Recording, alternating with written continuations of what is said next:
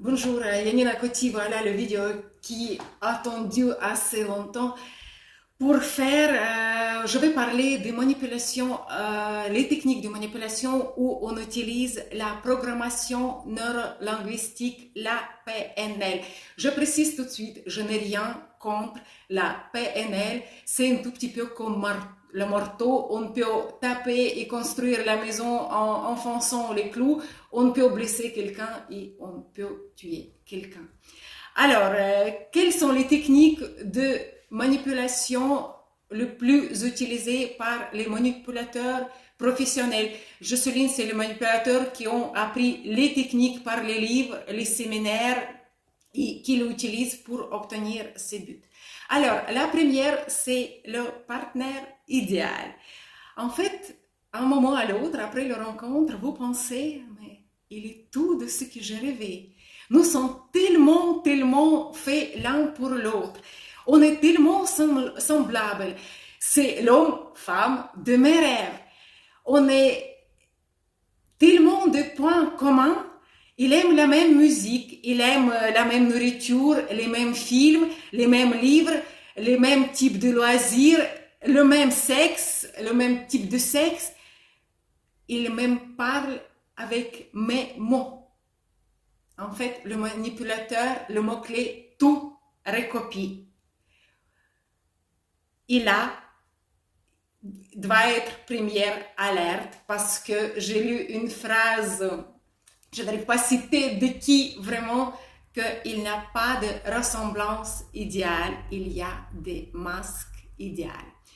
Après, comme type de manipulation, c'est les compléments. Il y en a vraiment beaucoup de compléments. C'est parce qu'on est toujours flatté quand quelqu'un nous dit le complément, ça fait toujours plaisir. Les manipulateurs choisissent souvent nos signes particulier qui n'est pas attiré par tout le monde. Je sais pas, les gros nez, les petits yeux, il dit que tu es tellement unique avec ces signes-là, ça peut être aussi utilisé. Et bref, au début, voilà, il artificiellement monte notre estime de soi avec les compléments. Et je vous dis, dans dans les rencontres normales, il n'y a pas autant de compléments. Là, vous êtes bombardé avec les compléments. Après, on passe aux techniques de baisse estime de soi. Première chose qu'il utilise, ce sont des retards. Ça commence pas par les premiers rendez-vous. Les premiers rendez-vous, ils arrivent toujours à l'heure. Après, on augmente progressivement les retards. C'est 15 minutes, après 30, après 45, après 1 heure. Toujours, il y aura les explications avec les imprévus, les embouteillages, les problèmes au travail où il va rester. Bref, le but de ces retards, baisser votre estime de soi, vous préparer à attendre.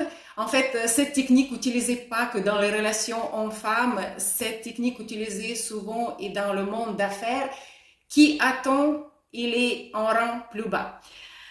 Après, voilà, on imagine que en général, pour le rendez-vous à l'extérieur, au café, au restaurant, et eux, ils ne dépassent pas à temps d'1 heure. Ils arrivent toujours avec les magnifiques excuses, avec plein de compléments. Quand vous êtes à la maison, vous pouvez, par exemple, fixer le rendez-vous à 6 heures du soir. Après 1 heure, vous recevez le message qu'il y a le problème imprévu au travail. Après, il y aura l'embouteillage. Après, il y aura quelqu'un de sa famille qui a les problèmes qu'il va dépasser. À 11 heures, vous dites, c'est fini pour aujourd'hui. Et en ce moment-là, il dit, je suis devant ta porte avec les fleurs, avec les excuses et avec plein de compléments. Et en fait, qu'est-ce que vous avez fait pendant 5 heures quand il n'était pas là? Vous avez pensé à lui. Et ça, c'est créer les liens énormes, affectifs, et quand il n'était même pas là. C'est votre psychique qui a fait tout le boulot d'attachement elle-même. Cet retard peut être utilisé aussi avec les téléphones. Vous l'appelez, il ne répond pas. Il vous rappelle dans 15 minutes. Qu'est-ce que vous faites pendant ces 15 minutes? Vous pensez où il est, pourquoi il ne répond pas. Bref, toujours vous pensez à lui.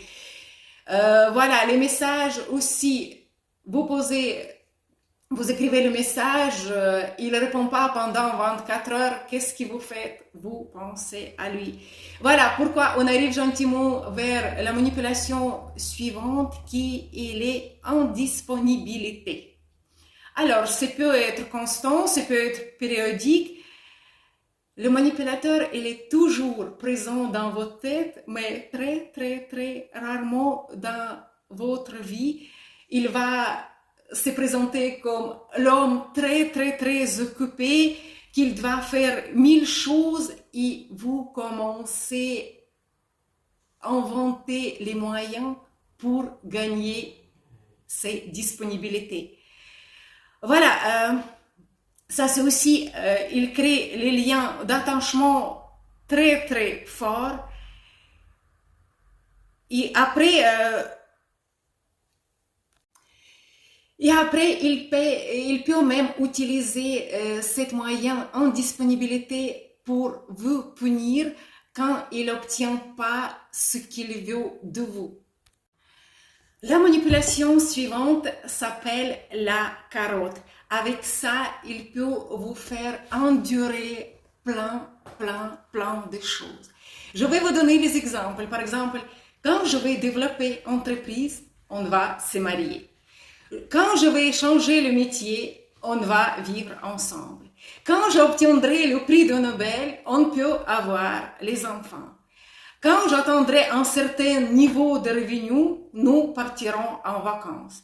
En fait, les promesses, les chantages. Et si jamais vous commencez à insister, ben, tu vois, c'est toi qui n'as pas de patience pour attendre, c'est ta faute, parce qu'on ne fait pas ça ou ça. Il faut jamais contredire parce que voilà, ça c'est manipulation et dans cette manipulation, si vous n'acceptez pas et vous restez dans la relation, si ça n'arrive pas, il trouvera pourquoi il n'arrive pas à gagner le prix Nobel et ce sera toujours votre faute.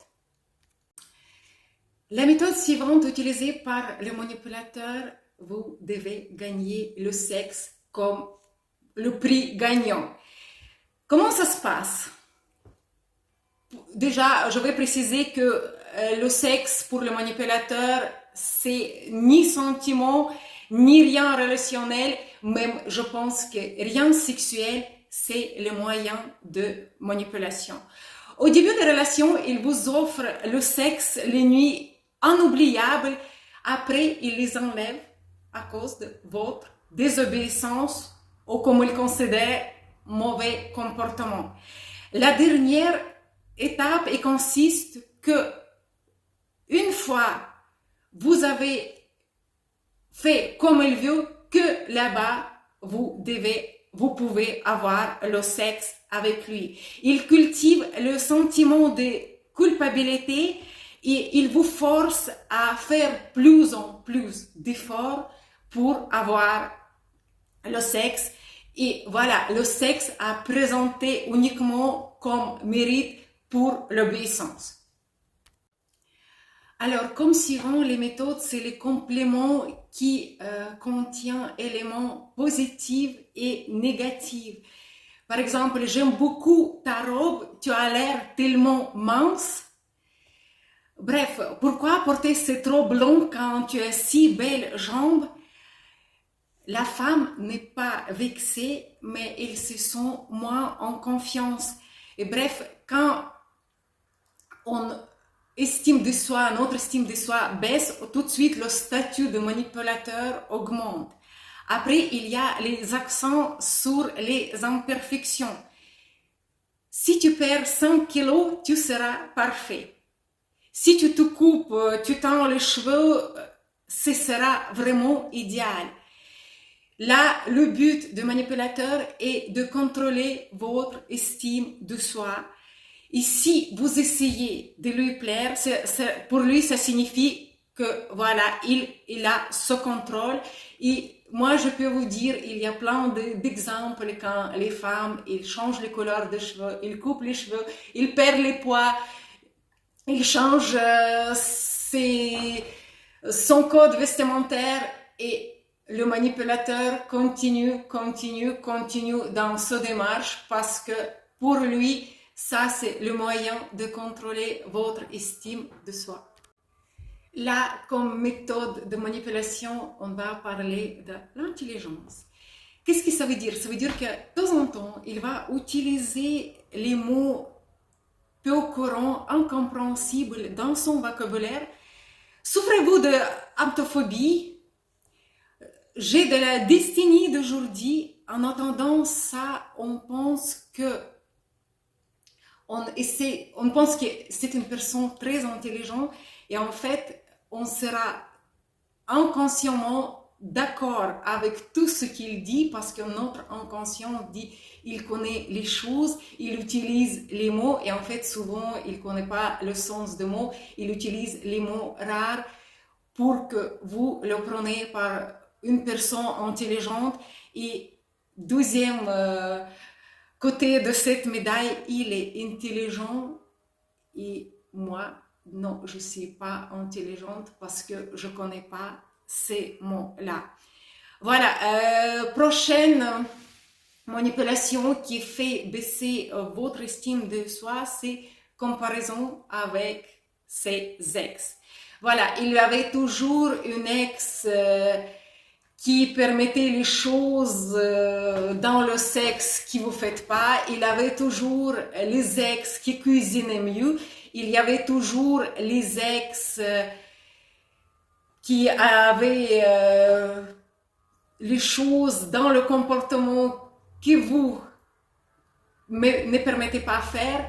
Et comme le résultat, vous essayez de faire vos mieux pour être mieux que ses ex. Alors, après, le moyen très souvent utilisé, c'est l'introduction de troisième personne dans l'histoire. C'est peut être une personne imaginaire, mais il va vous dire que, en fait, je n'arrive pas à choisir entre toi et quelqu'un d'autre. Je me vois avec toi aujourd'hui, mais je ne vois pas vraiment ensemble, toi et moi, dans 10 ans. En fait, il se présente comme une récompense pour laquelle il faut se battre. Bien que nombreux manipulateurs soient très loin de l'idéal beauté, intelligence et comme partenaire idéal. Après, il y a incertitude. Quand, par exemple, vous commencez dans le couple à poser les questions comment présenter votre couple, il va jamais répondre très clair. Il va dire, je pensais que c'est clair pour toi, mais quelle question, tu es tellement intelligent. Oh, moi je pensais que toi tu es différent que toutes les femmes. Est-ce que tu veux vraiment gâcher notre soirée? Et là, une femme aussi formidable peut être vraiment dérangée par ces questions-là. Autrement dit, si vous insistez et vous continuez la discussion, vous confirmez que vous n'êtes pas génial. Et là, voilà, on peut tomber dans plusieurs caractéristiques raisonnables, gentil, sage, sensible, attentionné, expérimenté, compréhensif. Il est capable de faire les pressions à l'infini. Et vous pouvez jamais discuter de vos relations pour être au clair qu'est-ce que représente votre relation pour lui. Après, il y a, ça c'est meilleur cas, les ascenseurs émotionnels quand il vous met, par exemple, on prend échelle, plus 100 c'est vos meilleures émotions et moins 100 c'est les pires émotions. Ça veut dire que vous passez un week-end inoubliable, il est juste magnifique, sur tous les critères, et après, il disparaît.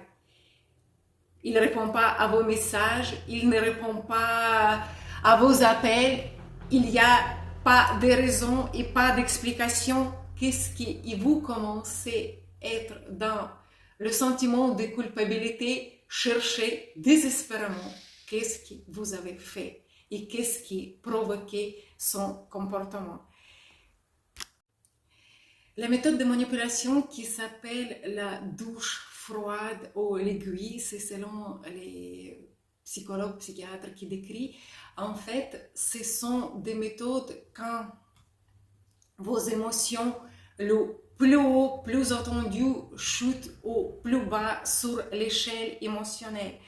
Ça veut dire que vous préparez les vacances ensemble, toutes les préparations, et quelque temps avant que ça se réalise, il dit que désolé, j'ai besoin de temps pour réfléchir. Ou je ne sais pas qu'est-ce qui me prend, mais je ne peux pas franchir ce pas. Bref, pour moi, ça ressemble un tout petit peu à la manipulation qui s'appelle la carotte. Voilà, on laisse espérer le changement vers le positif, mais il ne va jamais franchir le pas. Et les manipulateurs les plus expérimentés, ils vont préparer ça pour que la victime ne l'abandonne pas quand même. Il va dire, tu serais encore peut-être en colère contre moi, mais voilà, je ne sais pas comment te dire, mais je te laisse encore tomber, mais vraiment, c'est quelque chose qui ne dépend pas de moi. Oui, ça dépend de lui et c'est la manipulation. Alors, on a vu plusieurs types de manipulation et lorsque on éprouve une telle gamme d'émotions qui maximale pour notre état psychique, on s'attache à notre bourreau et bref, la victime devient progressivement dépendante comme à l'héroïne parce que chaque fois quand son état psychique est en état de stress, et notre psychique, il ne sait pas la différence entre violence psychique et violence physique. Bref, il y a les glandes surrénales qui produisent l'adrénaline.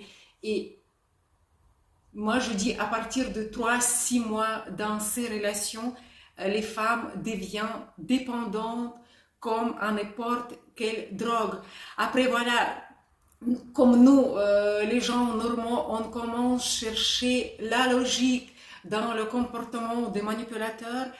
Et il n'y a pas, et ça c'est, voilà, où la victime perd totalement orientation, il ne sait pas déjà où sont ses limites, il ne sait pas déjà où est bien, où est mal. Bref, ses limites sont totalement détruites, il ne sait pas où est peur, elle perd, elle a peur de perdre son bourreau. Et bref, là, voilà, l'État avec plusieurs manipulations, en général à partir de 6 mois, le manipulateur peut demander tout. Si la femme n'est pas partie avant la relation 6 mois, vous êtes psychologiquement, physiquement dépendante et lui, il peut faire tout avec vous. Prenez soin de vous. Essayez d'apprendre ces manipulations pour ne pas être victime. Et je connais beaucoup de femmes qui ont sorti de ces relations.